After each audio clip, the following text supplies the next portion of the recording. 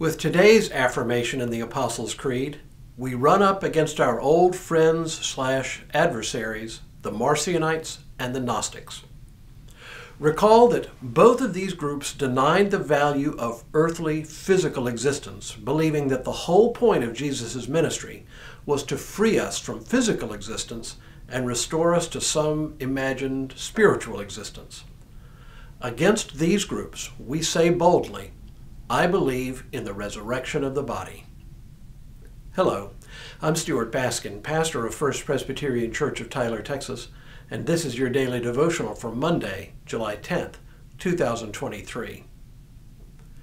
The most extended treatment of the resurrection in the Bible comes in Paul's first letter to the Corinthian church. The 15th chapter is lengthy, and it concerns the mystery of the resurrection. Paul begins the chapter with a summary of the Christian message that is strikingly similar to the Apostles' Creed, or at least to the portion dealing with Jesus Christ.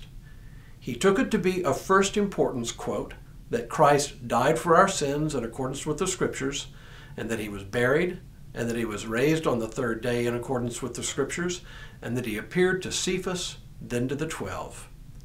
Then, beginning with verse 12, he asks a penetrating question aimed at early Gnostics at work within the Corinthian church. Now, if Christ is proclaimed as raised from the dead, he says, how can some of you say there is no resurrection of the dead? This rather combative question sets up his entire discussion of the resurrection. The discussion comes to a crescendo about halfway through the chapter with a bit of a snarky take on his opponent's objections to the idea of resurrection. Now, before I read this passage, remember that he's responding to his Gnostic opponents who objected to the whole idea of a bodily resurrection. We often read this passage with what I call our church voices, kind of a pious sing-song. But listen as I read it the way Paul might have, dripping with sarcasm. But someone will ask, how are the dead raised? With what kind of body do they come? Fool! What you sow does not come to life unless it dies. And as for what you sow, you do not sow the body that is to be, but a bare seed, perhaps of wheat or of some other grain. But God gives it a body as he has chosen, and to each kind of seed its own body. Before I realized that this is a piece of polemical writing, it bothered me that Paul used the word fool. I just figured that the question he posed was the kind of question any Christian would want an answer to. But Paul uses this word to call out the rather sophomoric challenge of the Gnostics to the notion of the resurrection. So it is not the resurrection curious that Paul addresses here, but the resurrection skeptical. But now Paul quickly pivots from putting down the skeptics to a rather more pastoral tone as he describes the indescribable, comparing the resurrection body to a plant that sprouts from a seed. I think that's maybe the best we can do to describe the resurrection.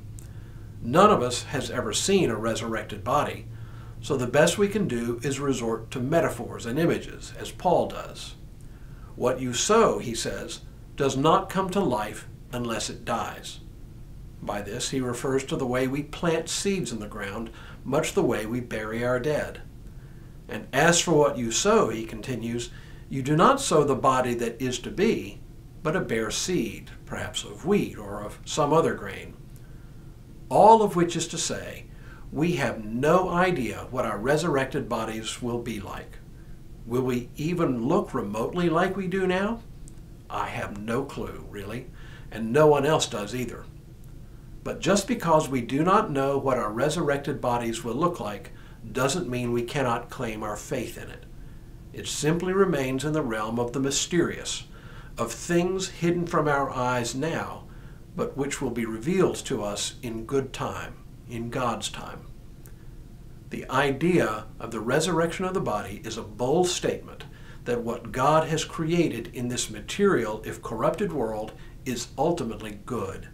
And in the resurrection, we will be restored to that original goodness.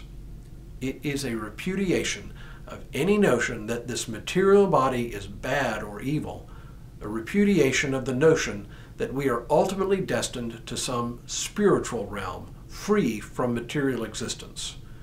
No, we do not say, I believe in the resurrection of the soul, but I believe in the resurrection of the body.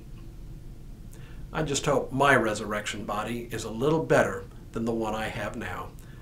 But again, that's way above my pay grade.